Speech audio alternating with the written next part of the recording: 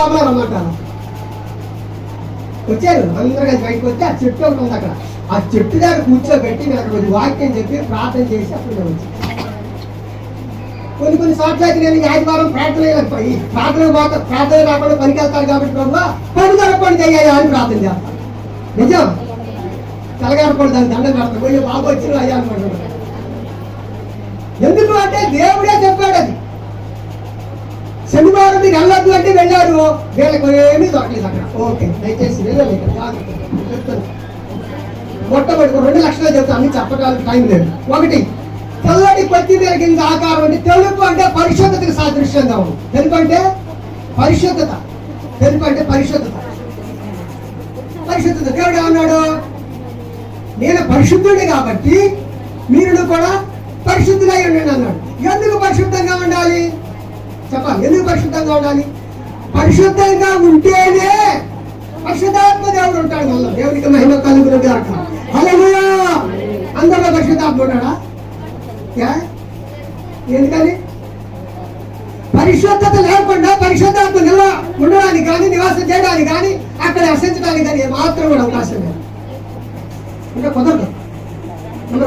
ఆయన ఉన్నాడు రక్తవర్ణుడు, ధవళవర్ణుడు. ఆయన పేరేంటా?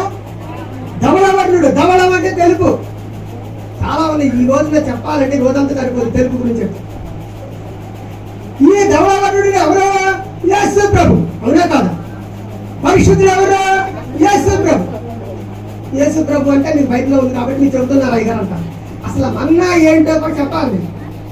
యేసు ప్రభు కరిగిపోయే స్వభావం. ఎక్కడికి వెళ్ళినా కుంటి వాళ్ళని చూసినా మగ వాళ్ళని చూసినా మరి లేకపోతే అంగవైకల్యం కలిగిన ఎవరు చూసినా కానీ పక్షవాయు కలిగిన వాళ్ళు చూసినా లోకమంతా వెళ్ళేసినట్టుగా చూస్తున్న కుష్టి వాళ్ళు చూసినా సరే వెంటనే కనికరాలతో కరిగిపోయి వాళ్ళని బాగు చేసేవాడు. అది ఆయనకున్న స్వభావం. ఇప్పుడు దానికే స్వభావం ఉంది. మన్నాకి కరిగిపోయే స్వభావం. ఏ చిన్న బాధ వచ్చినా సరే కరిగిపోతాడు. లాజరు చచ్చిపోయాడని తెలిస్తే వెంటనే వెళ్ళిపోయి ఏడ్చాడు సమాజాన్ని. కరిగిపోయే స్వభావం. 18 సంవత్సరాల నుంచి వండిపోయి నడిచిన స్త్రీ దగ్గరికి వెళ్ళిపోయాడు. ఆమె దగ్గరికి వెళ్ళి అమ్మా అని ఆమె చేతులు ఇచ్చినప్పుడు వెంటనే ఆమె తిరిగి లేచి నిలబడి కనికరంతో కదిలేవాడు. అక్కడికి వెళ్ళినాను. కరిగిపోయే స్వభావం ఉన్నాయి. తర్వాత మూడోది వచ్చేసరికి రుచికి బహు రుచిగా ఉందట. ఎంత రుచట? జుంటి తేనె దారుల కంటే మధురమైనది చెప్పాలి. ఏంటది? నీ వాక్యం. యేసుప్రభు వాక్యం యేసుప్రభు. నీకు ఇప్పుడు అటు ఇటు కాకుండా ఉండదు. నేను చివరికి తీసుకొస్తాను చూడండి. ఈ మన్నా ఈ లక్షణాలు 4 లక్షణాలు కలిగినటువంటి మన్నా నీకు ఎక్కడ కనబడుతుందంటే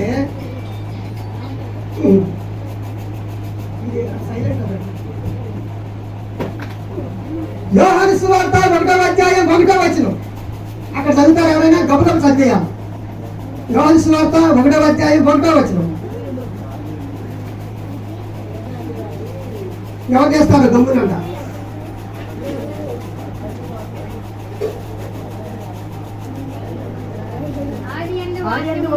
ఆది యందు వాక్యము ఉండెను, వాక్యము దేవుని యొద్ద ఉండెను, వాక్యమే దేవుడై ఉండెను. దేవునికి స్తోత్రం. హల్లెలూయా. వాక్యం అట. ఆది యందు ఏముంది? వాక్యం ఉంది. ఆ వాక్యము దేవుడి యొక్క ఉంది. ఆ వాక్యమే దేవుడై ఉంది. అక్కడి నుంచి అదే వచనం 14వ వచనం చూడండి. 14వ వచనంలో ఏ వాక్యము? ఆది యందు ఉన్నటువంటి వాక్యం. ఏ వాక్యం? దేవుడి యొక్క ఉన్న వాక్యం. ఏ వాక్యం? దేవుడై ఉన్నటువంటి వాక్యం. చెప్పాలా?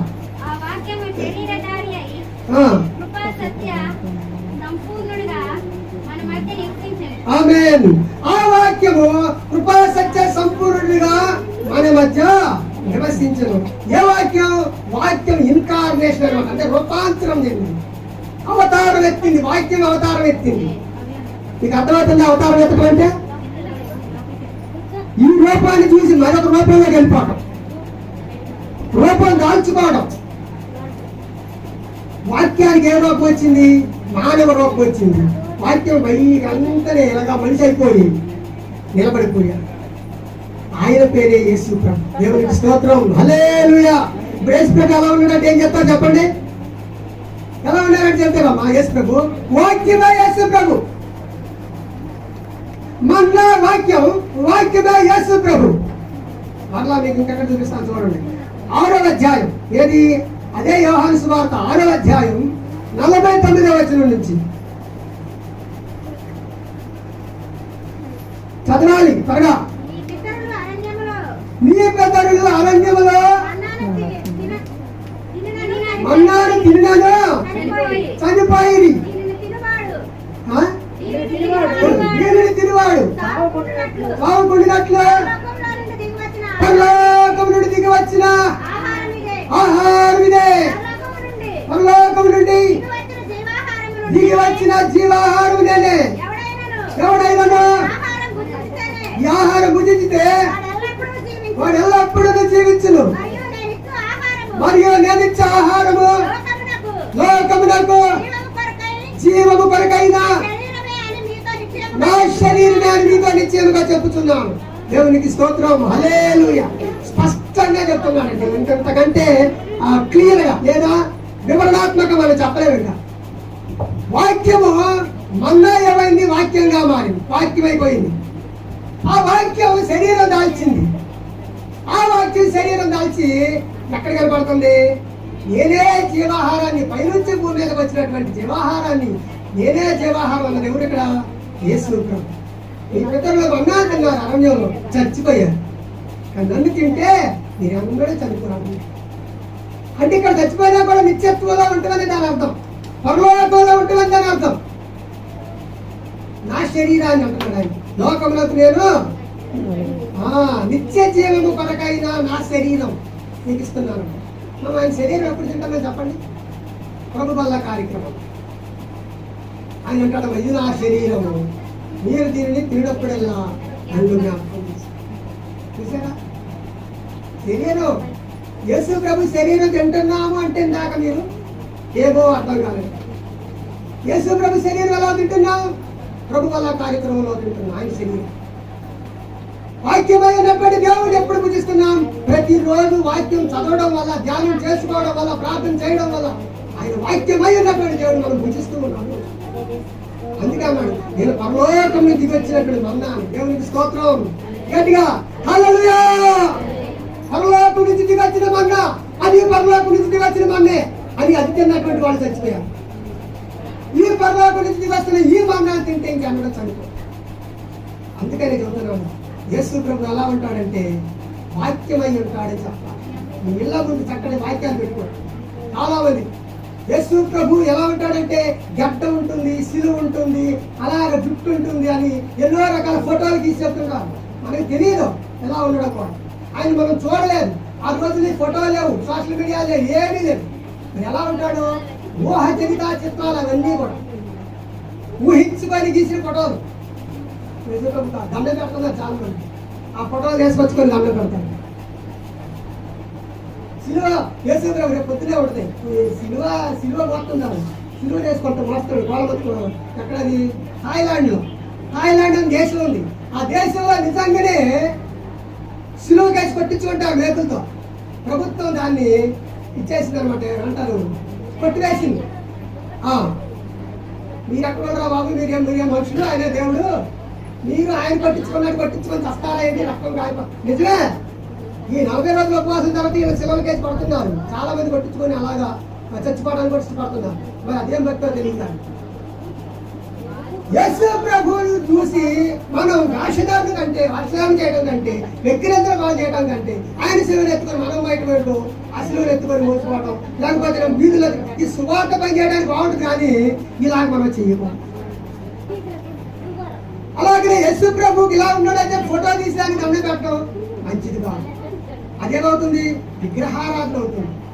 విగ్రహారాధన భయంకరమైన పాపం, చేయకూడదు. మనం నా ఫోటోలైనా సరే, రేపు నేను చచ్చిపోయిన తర్వాత నా ఫోటో పెట్టేది మా అయ్యగా చాలా మంది కూడా అది ఇది దండం పెట్టావో సాధానికి పెట్టినట్టే. సాధారణ ఫోటోలో ఉంటుంది, దైవ ఫోటోలో ఉంటే మిమ్మల్ని దగ్గర తీసుకుంటుంది. చక్కగా దగ్గర తీసుకుని మిమ్మల్ని హరించేసి ఇలాంటి ఎన్నోనే తీసేస్తున్నాను ఫోటోలు. అది కూడా దండం పెట్టకూడదు. మా తాతయ్యలేండి, మా అమ్మమ్మలేండి, మా నాయనమ్మలేండి, మమ్మల్ని పెంచిందిలేండి అని చెప్పి సంవత్సరాలు చేస్తుంటారు, బట్టలు పెడుతుంటారు, అవి చేస్తుంటారు. ఇది కూడా ఆచారమే, ఇది కూడా విగ్రహారాధనే, ఇది కూడా చెయ్యొద్దు. చేసి అలా కూడా చెయ్యొద్దు. వాక్యాన్ని భుజించండి. ఎలాగ వాక్యాన్ని భుజించేది?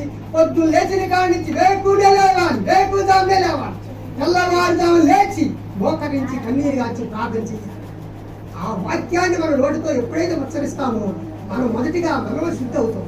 అదేనమాట తెల్లగటి దేవల వర్గం అంటే అదే. అలాగా మనం మొదటిగా ముందు పరిశుద్ధపరచబడతాం, తర్వాత మన కుటుంబం పరిశుద్ధపరచబడుతుంది. మనం ఎవరి దగ్గరికి వెళ్తే వాడు పరిశుద్ధపరచబడతాం. దేవునికి స్తోత్రం, హల్లెలూయా. ఎవరిని తాకితే బూడిద పోసుకున్నాడు వచ్చి మనం తాకాడు అనుకోండి, తగిలాడు అనుకోండి, ఏం పడింది మన మీద? ఆ బూడిదే పడింది. వాడి దగ్గర ఏది ఉంటే అదే పడింది. అలాగే నీ దగ్గర పరిశుద్ధత ఉందనుకో, నీ ఇంట్లోకి పాకిపోతుంది.